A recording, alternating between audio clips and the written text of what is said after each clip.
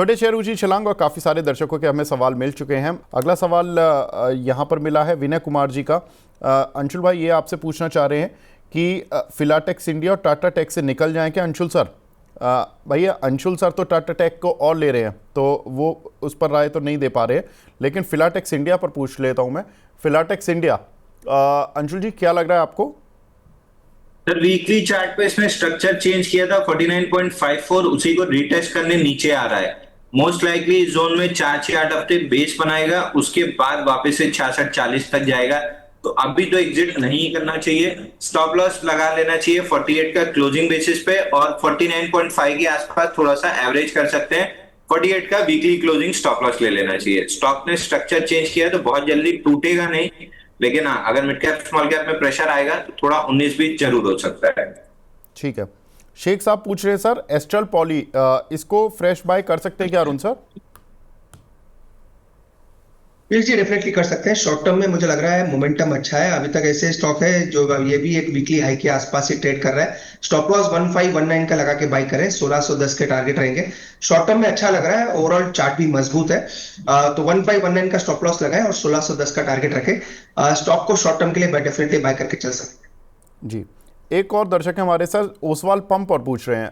Arun sir, क्योंकि pump पर बात हुई थी, आप ही से बात हुई, तो ओसवाल पंप और बता दीजिए सर कि ओसवाल पंप पे क्या करना है। ठीक है, अगेन वही कह रहा हूँ विवेक जी, स्टॉक अच्छा है पर थोड़े बहुत हिकअप्स रहेंगे आपको, क्योंकि रिसेंटली मोमेंटम ऊपर नीचे दोनों तरफ होगा, पर लॉन्ग टर्म में कोई दिक्कत नहीं है, बने रहे। एक ही दिक्कत है, शॉर्ट टर्म में हिकअप्स आएंगे, तो अगर वो सहन कर सकते हैं तो वेल एंड गुड है, पर लॉन्ग टर्म में अभी भी कोई दिक्कत नहीं। ठीक है अरुण सर, आप हमारे साथ जुड़े सर, बहुत बहुत शुक्रिया हमसे जुड़ने के लिए और अपना कीमती समय देने के लिए। Thank you very much sir, बहुत बहुत शुक्रिया sir. Thank you. Thank you sir. जो दर्शक हमसे विप्रो पर सवाल पूछ रहे हैं, मैं उनको लिए बता दूं कि विप्रो पर हम बस एक डिटेल में आज एनालिसिस करेंगे, जानेंगे कि इस कंपनी में चल क्या रहा है। तो विप्रो वाले जो दर्शक हैं वो भी थोड़ा देर वेट कर ले। आगे बढ़ते हैं, कुछ सवाल और मिल रहे हैं हमें जो कि सुपर चैट पर भी हैं। मैं सुपर चैट पर सवाल ले लेता हूँ। टाटा मोटर्स, इस पर एक हमारे दर्शक हैं ओकेश कुमार जी, ये पूछ रहे हैं 718 के लिए हुए हैं। अंशुल सर क्या करना है इसको? टाटा मोटर होल्ड करना है सर, कोई खास दिक्कत नहीं है। ऑटो इंडेक्स यहाँ से रेजिस्टेंस जोन पे है, जैसे ही निकलेगा ऑटो इंडेक्स 6 हफ्ते हो गए कंसोलिडेट करते हुए एक बड़ी बार के अंदर, जो पीकिंग आउट बनी थी 12 मई वाले वीक में, उसी के अंदर पूरा कंसोलिडेशन है। जैसे ही 24,173 निकला, 25,544 पे रिएक्शन रहेगा, but target all time high का रहेगा। और इस ऑल टाइम हाई में टाटा मोटर आपको 810, 815 का रेट दे देगा। TVS motor all time high दे देगा, Eicher motor all time high दे देगा, एम&एम ऑल टाइम हाई दे देगा। ये चारों स्टॉक आपके पोर्टफोलियो में होना चाहिए अगर आप सिनेक्स ऑटो को ऑल टाइम हाई तक के लिए प्ले करना चाह रहे हैं। ठीक है। यश सिंह जी बोल रहे हैं सर, मैंने अदानी ग्रीन लिए थे 1024 पर, अंशुल सर के कहने पर इसमें एवरेज कर सकता हूं क्या, और एवरेज करूं या वॉर क्लोज होने का वेट करूं, या लॉस में सेल नहीं करूंगा ये जब तक प्रॉफिट नहीं होगा? सर ये बता दीजिए, ये जो वॉर चल रहा है सर, ये जो वॉर वाली सिचुएशन चल रही है, इस सिचुएशन में लोगों को जो ये नीचे लेवल पर शेयर आ गए हैं, 952 आ गया उन्होंने, बट ये इन्वेस्टर लग रहे हैं, क्योंकि ये अगर ट्रेडर होते तो ये डर जाते, ये बोलते कि मैं तो कुछ करना ही नहीं है। ये और लेने का पूछ रहे हैं या पूछ रहे हैं कि नहीं लूँ या क्या करूँ, लॉस में नहीं बेचूंगा? तो ऐसे इन्वेस्टर्स ले सकते हैं इन लेवल पर? देखिए, लार्ज कैप स्टॉक 30-35% गिरने के बाद अगर आप स्टॉप लॉस की बात कर रहे हैं तो फिर आपका आइडिया ही गलत हो जाएगा ट्रेडिंग का। मिड कैप स्मॉल कैप में आपको स्टॉप लॉस लगाना होता है, लार्ज कैप में 20-25% करेक्शन के बाद आपको धीरे धीरे एक्यूमुलेट करना होता है, क्योंकि ये क्लियर नहीं होता है कि 20% से ऑल टाइम हाई बनेगा, 30 से बनेगा कि 40 से बनेगा। तो उतना स्कोप ऑफ एरर और उतना पैसा आपको रखना होता है कि थोड़ा थोड़ा में एक्यूमुलेट, इसीलिए वर्ड होता है एक्यूमुलेट, बाई नहीं होता लार्ज कैप में। इसलिए आप कभी भी किसी से भी पूछे, लार्ज कैप वो एक्यूमुलेट बोलता है। 20% गिर गया, यहां से एक्यूमुलेशन चालू कर दीजिए, अपना बेस बना लेगा, गिरावट खत्म करेगा, बेस बना लेगा और फिर चलने लगेगा। तो अदानी के स्टॉक्स हो गए, टाटा के स्टॉक हो गए, इन सब स्टॉक्स में एक हेफ्टी गिरावट के बाद आपको एक्यूमुलेशन स्टार्ट करना चाहिए। ये अपने हिसाब से अपना बेस बना लेंगे और फिर जब वर्टिकल अप मूव देंगे तो ट्रेडर्स का भी पार्टिसिपेशन आ जाएगा। तो अदानी जब तक ट्रेडिंग मूव दे रहा था, ट्रेडिंग मूव हमने प्ले की, 1060 पे हमने बुक भी किया। आपने नहीं किया, कोई बड़ी भारी गलती नहीं कर ली। अगर आप इन्वेस्टर हैं तो आपके लिए 1127 का टारगेट है ही नहीं। आपके लिए अदानी ग्रीन में कम से कम टारगेट 1400 रुपए का आता है, और एक्चुअल टारगेट आपका 1447 का आता है और 1733 का आता है। तो 1127 को तो लेवल आपको वॉच ही नहीं करना है। जिस हिसाब से आप बात कर रहे हैं, आप इन्वेस्टर समझ में आ रहा है, 1447 के पहले तो आपको भाव देखना ही नहीं चाहिए। गलती से अगर मिड कैप स्मॉल कैप गिरे और ये भी आपको नीचे मिल गया 887 911 में, तो और आपको लेके छोड़ना चाहिए। ट्रेडर 976 के लिए नीचे जिनने 1060 पे बुक नहीं किया है, उनका स्टॉप लॉस कटा है 976 के ऊपर, उनको वापस बाइंग अपॉर्चुनिटी मिल जाएगी। ठीक है, तो ट्रेडर्स भी ना घबराएं, इन्वेस्टर भी ना घबराएं।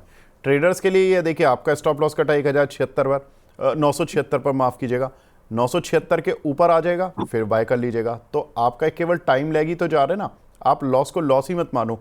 जब 976 एक कंफर्टेबल लेवल के ऊपर आ जाएगा, आप शेयर में बाय रखो। केवल 3-4 दिन जब तक ये नहीं आ रहा है, युद्ध की अनसर्टेनिटी है या कुछ है, तो ठीक है, आप आराम से बैठो।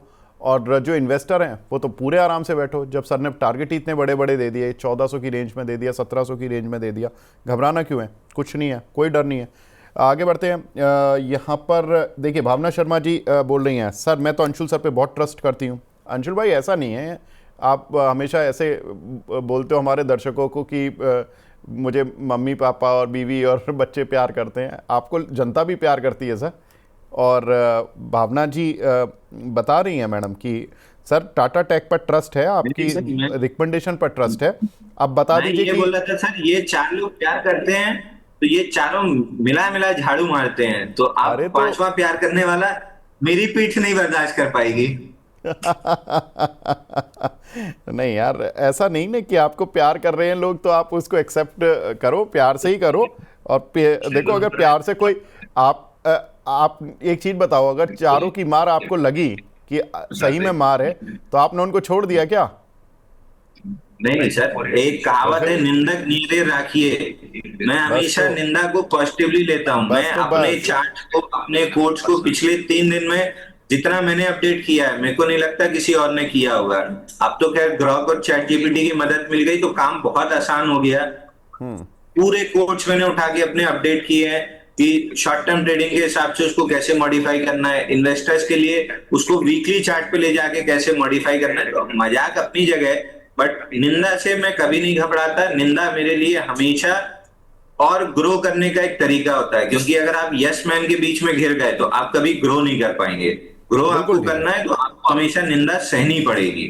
बिल्कुल ठीक है सर।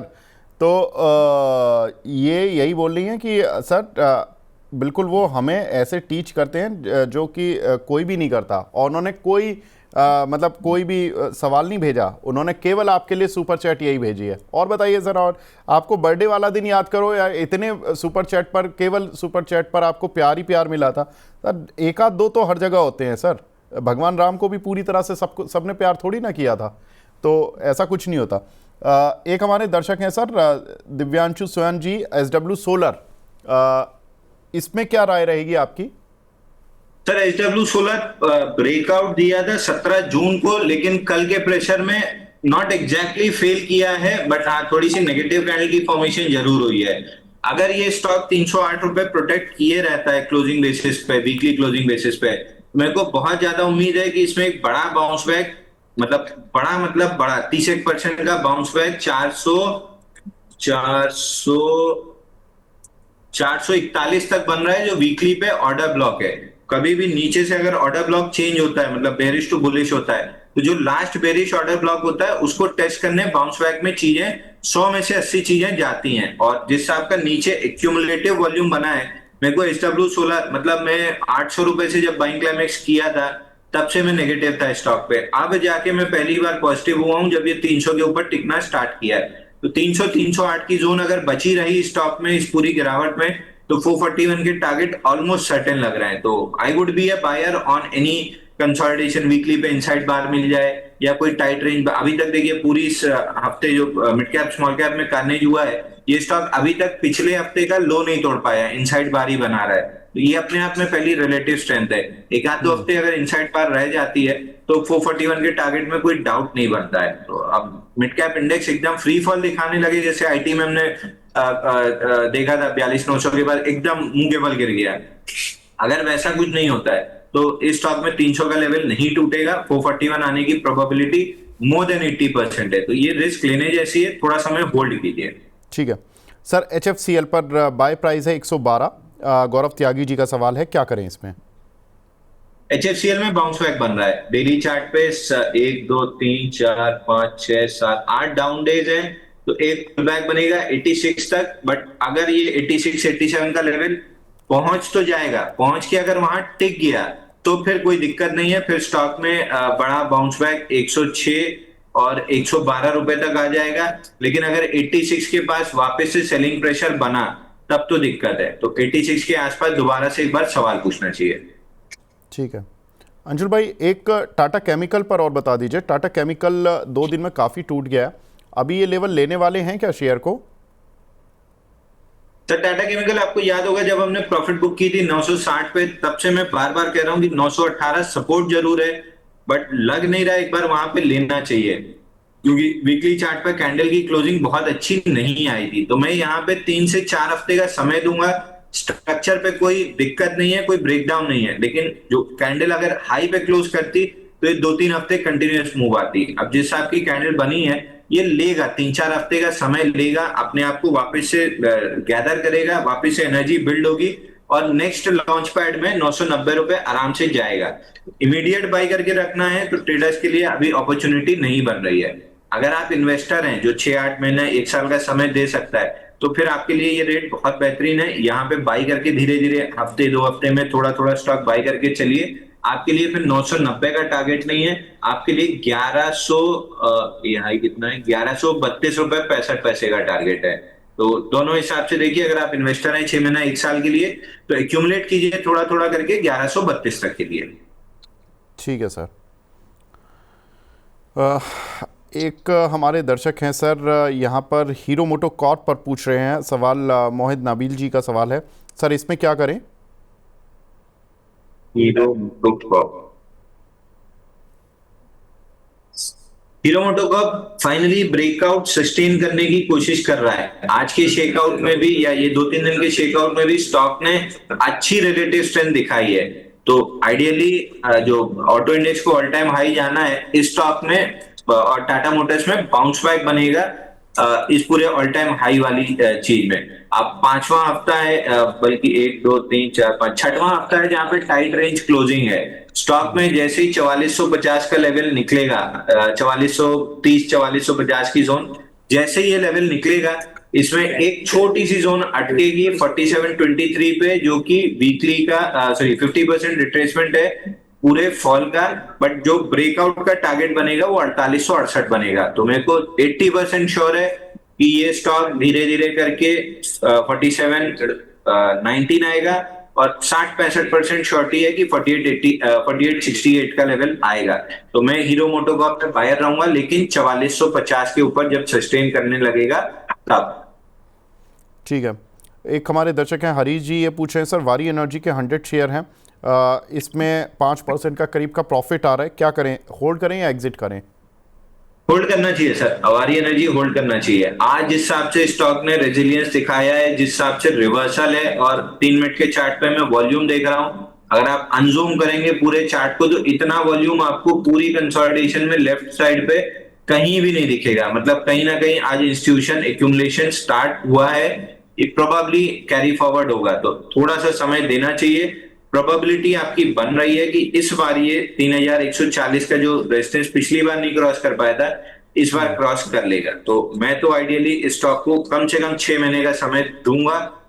3116 3140 का लेवल, वहां पे प्राइस एक्शन वॉच करूंगा। सेलिंग बनी तो बुक करूंगा, सेलिंग नहीं बनी तो फिर ऑल टाइम हाई के लिए प्ले करूंगा, बट इस जोन में तो होल्ड ही करूंगा। ठीक है। किरण जैन जी हैं सर, हिंदुजा ग्लोबल 1000 के भाव से लिए हुए हैं, क्या करें इसमें? हिंदुजा ग्लोबल सॉल्यूशन 536 रुपए वाला। 1000 के हैं सर। देखिए अगेन इस स्टॉक में भी वही हुआ, नीचे 191 रुपए से चल के नॉन स्टॉप 1669 तक गया, बाइंग क्लाइमेक्स किया और वहां से 80% करेक्ट हो गया है। अब ये 80% करेक्शन का पुल बैक आना स्टार्ट हुआ है।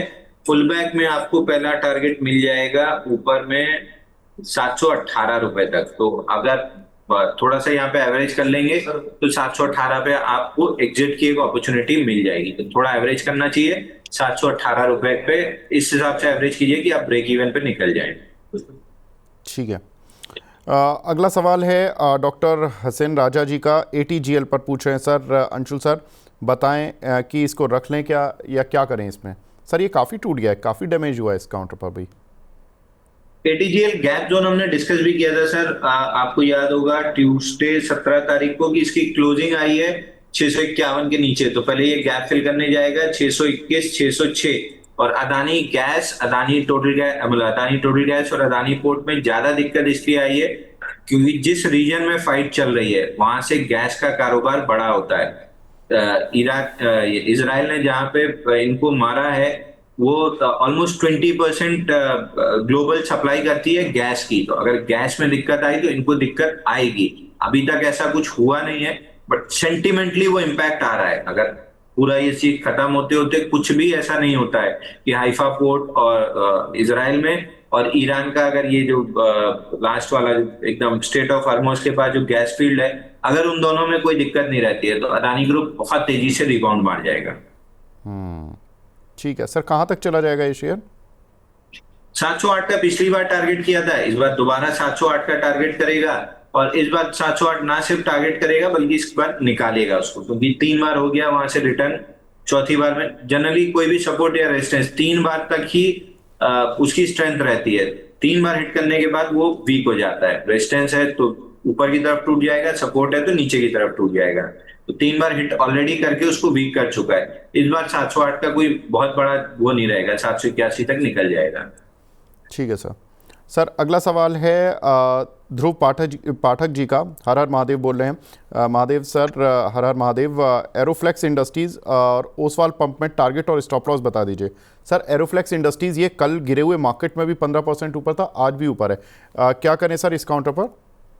सर एरोफ्लेक्स इंडस्ट्री कल पहली कैंडल से ही 9:15 की पहली कैंडल थी, पहली कैंडल से ही हर 3 मिनट के चार्ट पे 2-2 करोड़ रुपए की बाइंग थी और वॉल्यूम एक्सेसिव वॉल्यूम था। मैं आपको गिन के बता दे रहा हूँ, एक पहली 9:15 से लेके 9:51 तक, फिर 10:09 से लेके 11:51 तक, और उसके बाद 4 कैंडल आई थी 13:24 के आसपास, फिर 8 से 10 कैंडल आई थी आज सुबह 9:30 से लेके 10:06 पे। क्लियर इंस्टीट्यूशन वॉल्यूम पे ब्रेकआउट है स्टॉक में 185 का। ऊपर में स्टॉक का टारगेट आता है 248।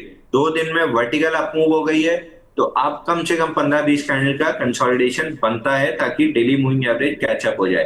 तो कल जिसने ब्रेकआउट पकड़ लिया 185 पे, थोड़ा सा यहाँ पे 75-80% प्रॉफिट बुक कर ले। ऊपर गया तो 20% रहेगा आपके पास प्रॉफिट बुक करने। कंसोलिडेशन में जाएगा तो घबराहट नहीं होगी। लोअर वॉल्यूम कंसोलिडेशन अगर होता है तो नेक्स्ट लेग में ये आराम से आपको जो लेवल देगा वो है 247 का। वहीं पे फेयर वैल्यू गैप और फेयर वैल्यू एरिया दोनों चीजें। ठीक है सर। कुछ और सुपर चैट्स मिल रहे हैं sir. Nifty IT ETF buy कर सकते हैं क्या 2 से 3 महीने के लिए? राजेश जी पूछ रहे हैं।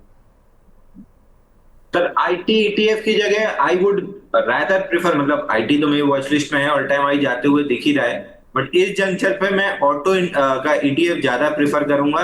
बट अगर आपको लेना है तो ऑटो, मेटल और IT तीनों ETF ऑल टाइम हाई जा रहे हैं, आप तीनों में से कोई भी ले सकते हैं। इस जंक्चर पे मतलब 3 दिन 4 दिन में जो करेक्शन आया है उसमें सबसे ज्यादा स्ट्रेंथ ऑटो ही ने दिखाई है। तो जिसमें सबसे ज्यादा रिलेटिव स्ट्रेंथ होती है पैसा मैं वहीं डालता हूँ। ऑटो ETF मेरे को बहुत अच्छा लग रहा है, मतलब जैसा सिल्वर बीस 88-89 पे लग रहा था उस टाइप की रिलेटिव स्ट्रेंथ क्लियरली इसमें है, तो मैं ऑटो प्रेफर करूंगा। ठीक है सर।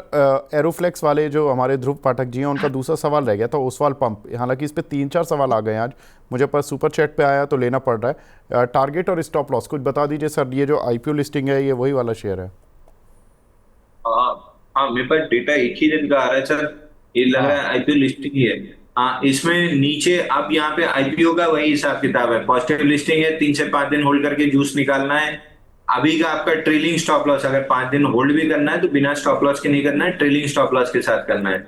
आज का जो लो बना है यही आपका स्टॉप लॉस बनेगा 625 का।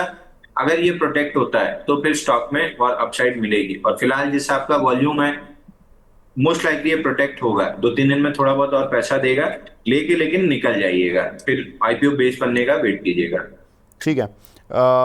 जय गोविंद जी हैं, ये पूछ रहे हैं सर, कैंप्स में 4176 के लिए हुए हैं, इसे बेच दें या और एवरेज कर जाएं? कैंप्स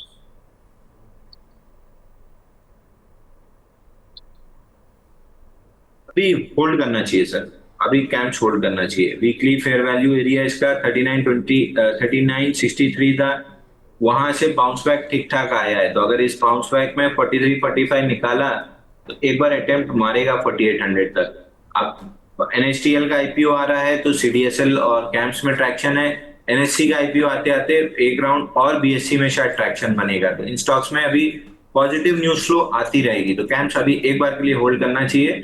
3950 का क्लोजिंग बेसिस स्टॉप लॉस ले लीजिए और होल्ड कीजिए, 4816 तक के टारगेट आपको मिल सकते हैं। ठीक है। बीरेश्वर दत्ता जी हैं, इन्होंने सवाल पूछा सर, नीवा भूपा 88 रुपये के लिए 81 रुपये चल रहा है सर, अभी क्या करें इस काउंटर पर? नीवा बुबा अगेन उसके ब्लॉक डील के बाद कंप्लीटली साइडवेज है, 80.89 के लेवल के ऊपर नीचे कर रहा है कोशिश होल्ड करने की। वीकली चार्ट पे अगर उसके नीचे क्लोज करता है 80 के नीचे तो फिर आपको एग्जिट करना पड़ेगा। जब तक वीकली चार्ट पे 80 के ऊपर क्लोजिंग है, स्टॉक बेस बना के वापस ऑल टाइम हाई की अटेम्प्ट मारेगा, क्योंकि सेलिंग में सिर्फ ब्लॉक डील के दिन वॉल्यूम था, उसके बाद कोई बड़ा वॉल्यूम है नहीं सेलिंग में, तो मोस्ट लाइकली बेस बना के ये वापस ऊपर जाएगा। ठीक है। साक्षी प्रधान जी हैं, इनका सवाल है, सर आंख बंद करके भरोसा करता हूँ। शशि प्रधान जी हैं, माफ़ कीजिएगा, शशि प्रधान जी बोल रहे हैं कि सर आंख बंद करके भरोसा करता हूँ। अंशुल जी, अब सुपर चैट पे इससे ज़्यादा प्यार नहीं लुटा सकती सर जनता, आपको केवल प्यार दे रही है, कुछ सवाल नहीं पूछा उन्होंने आपसे। रॉबिन चौधरी जी हैं सर, पीएफसी पर पूछे, पीएफसी आरईसी सेल करने को बोला था अंशुल जी ने, वो थोड़ा ऊपर आ गए हैं सर, क्या करें सर अभी इन दोनों शेयरों पर? रेंज ही के अंदर है, रेंज के लोअर एंड के आसपास गैप से वापस बाउंस बैक दे रहे हैं। 391 lower end of the range था, 438 अपर एंड ऑफ द रेंज था, तो 438 के पास से हम बोल रहे थे कि इससे एग्जिट कीजिए। Lower end of the range मिले 390 तो रीएक्यूमुलेट कीजिए, 390 प्रोटेक्ट नहीं हुआ तो 336 आएगा पीएफसी में। अब lower end of the range protect हुआ है फिलहाल, तो एक बार अपर एंड ऑफ द रेंज 438 मिल सकता है, वहां पे फिर प्रॉफिट बुकिंग या एग्जिट करना है। अगर ब्रेकआउट दिया 440 का तो फिर और अप मूव होगी, नहीं तो मोस्ट लाइकली इसी रेंज में काफी समय काटेगा, 385 390 नीचे में, 438 440 अराउंड ऊपर में। ये हो गया पीएफसी का। आरईसी का भी almost upper end of the range के आसपास एग्जिट की सलाह थी, 438 439। Lower end of the range था इसका 381 जो कल टेस्ट हुआ है, तो 381 से बाउंस बैक है। अब यहाँ से 381 जब टूटेगा, अगर टूटेगा या जब टूटेगा, तो इस स्टॉक में 281 तक की डाउन मूव आएगी। तो हर बाउंस बैक में रेंज के लोअर एंड से आप एवरेज कर सकते हो अपनी कॉस्टिंग नीचे लाने, बट रेंज के अपर एंड पे आपको निकलना ही पड़ेगा, क्योंकि इवेंचुअली रेंज मोस्ट लाइकली नीचे की तरफ टूटेगी। ऊपर की तरफ टूटी तो हम बाई कॉल दे देंगे, बट मोस्ट लाइकली इनकी रेंज नीचे की तरफ टूटेगी। ठीक है। एक हमारे दर्शक हैं, फिल्मी रिव्यू के नाम से आईडी बना हुआ है सर, आरबीए 80 के लिए हुए हैं, इसमें क्या करें? सर आरबीए में बहुत क्लोजली वॉच करता हूं, क्योंकि मेरे को इसमें लक्षण दिखते हैं अगला जुबिलेंट फूड बनने का। बट इनने जो इंडोनेशिया में वो साई बर्गर खरीद लिया था, उसके बाद से इनके बुरे दिन स्टार्ट हुए हैं। जब तक वो एंटिटी प्रॉफिटेबल टर्न नहीं होती है, स्टॉक में प्रेशर बना रहेगा। मैं हर क्वार्टर इसके रिजल्ट, मतलब इसी कंपनी ने मेरे को क्वार्टरली रिजल्ट पढ़ना सिखाया है, तो क्वार्टरली रिजल्ट में इसके पढ़ रहा हूँ। एक्सपेंशन अच्छा है, इंडियन ऑपरेशंस अच्छे हैं। इंडोनेशिया वाला जैसे ही प्रॉफिट में आएगा, स्टॉक में बड़ी तेजी डेवलप होगी। चार्ट पे ये तभी अच्छा होगा जब 90 रुपए 60 पैसे के ऊपर टिकना स्टार्ट करेगा। फिलहाल नीचे से वॉल्यूम अच्छा आया है, स्ट्रेंथ अच्छी है, एक्यूमुलेटिव वॉल्यूम भी है, लेकिन जब तक 90-60 पार नहीं करता है, स्ट्रेंथ उसमें नहीं आएगी। तो 90-60 पार करने के बाद I would be a buyer in this stock for 135 136। But इस जोन में अगर है तो होल्ड कीजिए, अगर नहीं है तो फ्रेश बाइंग 90-60 के बाद ही कीजिएगा। ठीक बात है। एक हमारी दर्शक हैं स्मिता प्रसाद जी, वो पूछ रही हैं सर सिल्वर बीस क्यों फॉल कर रहा है, ऐड कर लूं क्या? अंशुल भाई, ये जब तक जियोपॉलिटिकल रिस्क चलता है ऑन द पॉजिटिव साइड, मतलब जियोपॉलिटिकल रिस्क चलता है तो सिल्वर गोल्ड भागते हैं, और जैसे ही ये थोड़ा सा फेड होते हैं तो ये नीचे आने लगते हैं। आज शायद वैसा ही दिन है सर, क्या करें सिल्वर बीस पे? अच्छा देखिए, सिल्वर बीस 44 दिन पहले हमने रिकमेंड किया था 88-89 की जोन में, 88-14 एग्जैक्टली वहां पे लेवल मार्क भी किया हुआ है। तो 88-14 वहां से 44 दिन में 16 जून को हाई बना 106.50 रुपए, यानी 44 दिन में 20% मिला। 6-3-18 3 साल का एफडी का पैसा 44 दिन में मिला। एटलीस्ट 80% तो प्रॉफिट बुक करना चाहिए। अब on the day geopolitical tensions अगर क्लियर होती हैं तो सिल्वर वापस से कंसोलिडेशन में जाएगा, बेस बनाएगा, उसके बाद 125 जाएगा। फर्स्ट राउंड की तेजी ऑलमोस्ट खत्म है, यहां से सेकंड राउंड कंसोलिडेशन स्टार्ट होगा, थर्ड लेग में 125 जाएगा। तो अगर आपने नीचे 88-89 में लिया है, एक बार थोड़ा बहुत प्रॉफिट बुकिंग 50-60-70% पोजिशन पे कर लीजिए, टाइम बचेगा। ये पूरा बेसिंग आउट जब पैटर्न बनेगा उसके बाद फिर नई तेजी बनेगी तो ब्रेकआउट पे बाय करेंगे। फिलहाल जिसने लिया है 70-80% प्रॉफिट बुक करके 20% को अपने पास रख लीजिए। नेक्स्ट बेस बनने का वेट कीजिए, जब भी बनेगा हम वापस से मनी 9 पे बाय रिकमेंड कर देंगे। जी, लास्ट क्वेश्चन ले रहा हूँ sir. Jasprit Singh ji Sterlite take में टारगेट और स्टॉप लॉस पूछ रहे हैं, क्या रखें? स्टरलाइट एसटीएल टेक सर, ये बहुत बेहतरीन स्ट्रक्चर है। इसमें ऑलमोस्ट अभी जैसा हमने SW16 डिस्कस किया था, हालांकि मार्केट गिरने पहले स्टॉक में पंप अच्छा आ गया, बड़े वॉल्यूम्स के साथ आया है। चारों कैंडल में ऑलमोस्ट 3 कैंडल में 400% राइज है, एक कैंडल में 4394% वॉल्यूम राइज है। 3 दिन हो गया इनसाइड बार का, डेली मूविंग एवरेज कैचअप होने में और 7-8 दिन लगेंगे। अगर स्ट्रक्चर इसी तरीके से इनसाइड बार का रह गया और मूविंग एवरेज कैचअप हो गए तो इस स्टॉक में आपको आराम से 130-135 तक का अपसाइड, एग्जैक्ट लेवल बता दे रहा हूं, 130.75 रुपए, यहां तक की अपसाइड आपको मिल जाएगी।